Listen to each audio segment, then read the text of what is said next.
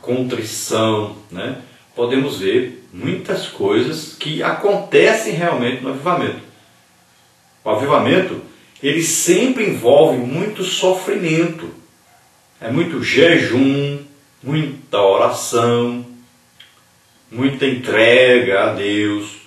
Exige aí uma mudança de atitude. Existe aí um viver novo para Deus, uma consagração a Deus, uma santificação. E o avivamento sempre traz alguma coisa que vai causar dor ao nosso ser. Porque o homem sofre quando tem que deixar as coisas que o atrapalham estar em comunhão com Deus. Então seria como se durante a nossa vida nós estamos adquirindo camadas de carne, né? De carnalidade, de contato, de amizade com o mundo. E no avivamento nós vamos ter que retirar essas camadas. E essas camadas são retiradas com muita oração, jejum, estudo da palavra de Deus, com uma súplica, né? Contrição, com aí um deixar, sempre o deixar de dar lugar à carne e dar lugar ao espírito. E dói, machuca, traz sofrimento. E isso sempre vai trazer. Existe aí também um esforço por evangelização, um esforço muito grande para fazer a obra de Deus. Existe aí uma luta muito grande contra a carne. Então, o avivamento não é muito fácil. E eu participei de 2 grandes avivamentos, que eu não sei notícia e nunca vi ainda igual. Assim que nós aceitamos a Jesus como Senhor e Salvador, em dezembro de 1990, nós começamos a entender que era necessário um avivamento, era necessário que houvesse a presença poderosa de Deus na igreja e que nós pudéssemos realmente sentir essa presença de Deus e ver o resultado dessa presença de Deus. E foi então que nós começamos a orar buscando por avivamento. Para que haja um avivamento, não é preciso que muitas pessoas estejam desejando o avivamento ou buscando o avivamento. O avivamento começa com uma pessoa só. Esta pessoa decide buscar um avivamento. E essa pessoa começa a orar, interceder, buscando a presença de Deus, com muita oração, com muito jejum, com muito estudo da palavra de Deus. Essa pessoa vai buscar o avivamento. E a partir do momento que ele começar esse processo de busca por esse avivamento, de busca por essa presença de Deus, então ele vai conquistando companheiros. Então é um processo que às vezes demora muito, porque as pessoas têm que ver um resultado dessa sua busca para que eles também comecem a participar. Então, a partir do momento que eles começam a ver na sua vida uma mudança, começam a ver um agir de Deus na sua vida, então eles começam a se chegar para você, querendo também participar. Então vai aumentando aí. Você pode, a primeira coisa que deve ser feita é criar aí um grupo de oração na congregação. Pode ser assim, por exemplo, todos os dias após o culto. Pode ser também todos os dias pela madrugada, ou 5 horas, 6 horas da manhã. Então tem uma oração sempre pela madrugada, pela manhã, e também uma oração à noite. Então não se esqueça, sem muita oração não existe avivamento. É uma coisa super necessária. Outra coisa, para se vencer a carne, é preciso haver jejum. O jejum é que vai cortar essa força da carne que tenta impedir de toda maneira que Deus fique forte em nossa vida. É o jejum que vai trazer, então, fortalecimento para o espírito. Então o jejum é que vai trazer o domínio do espírito sobre a nossa vida. Se não houver jejum, também não haverá avivamento. É muito importante o jejum.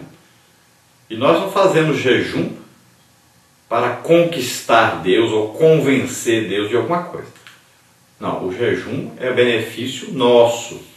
Através do jejum é que nós vamos ter maior contato espiritual com Deus. É que nós vamos retirar através do jejum a força da carne, a força do corpo, que tenta nos impedir de toda maneira de chegar até Deus. O corpo, ele gosta de agradar a si mesmo. Coisa do corpo é comer, beber, dormir, sexo. O corpo quer só essas coisas. O corpo não quer oração, o corpo não quer estudar a Bíblia, o corpo não quer ficar na igreja até tarde, nem levantar de madrugada.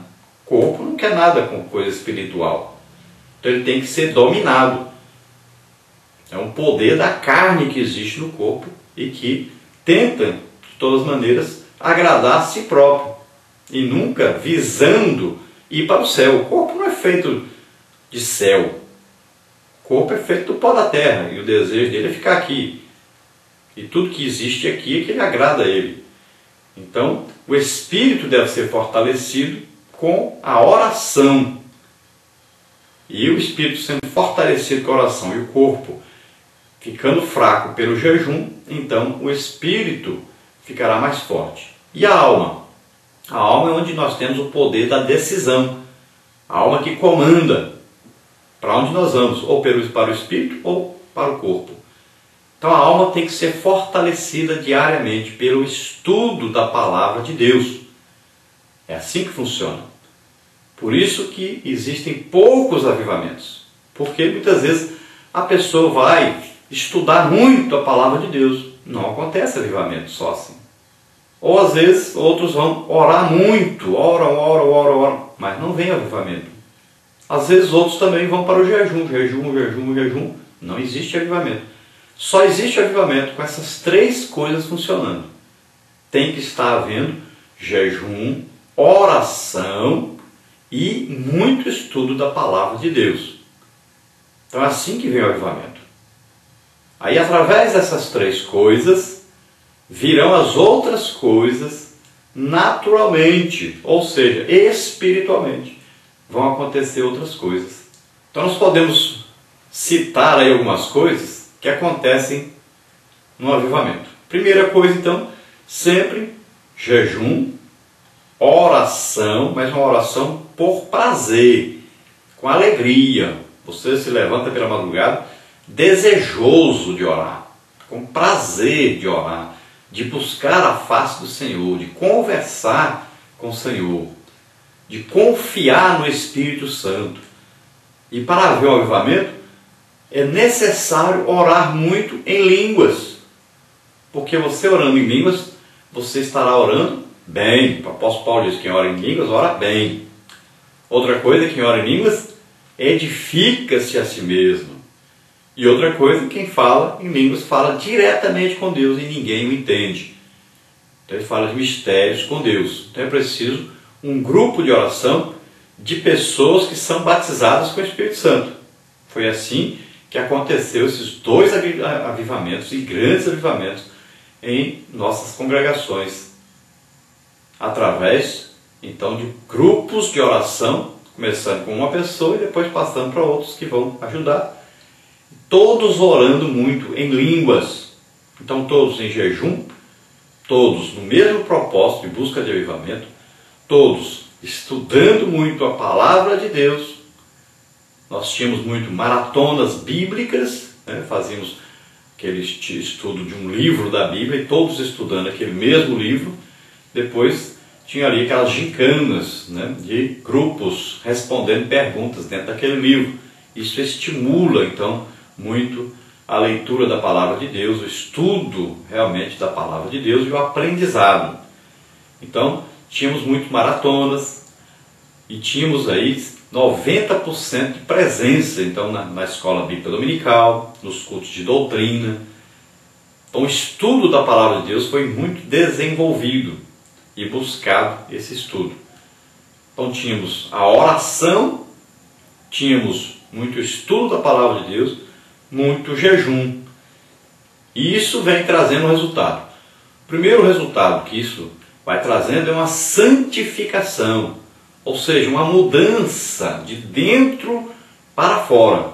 Isso vai trazer uma mudança interna. O Espírito Santo vai mudando todo o nosso ser, nosso caráter, nossos desejos, né? Ao invés de desejarmos o que agrada a carne, começamos a desejar o que agrada a Deus. Começamos a nos distanciar das coisas que trazem, que apelam para o pecado. E começamos a nos aproximar mais então de Deus. A santificação é o quê? Uma separação para Deus. Nós começamos a nos consagrar a Deus, a nos colocar como instrumentos de Deus para que a sua obra seja feita.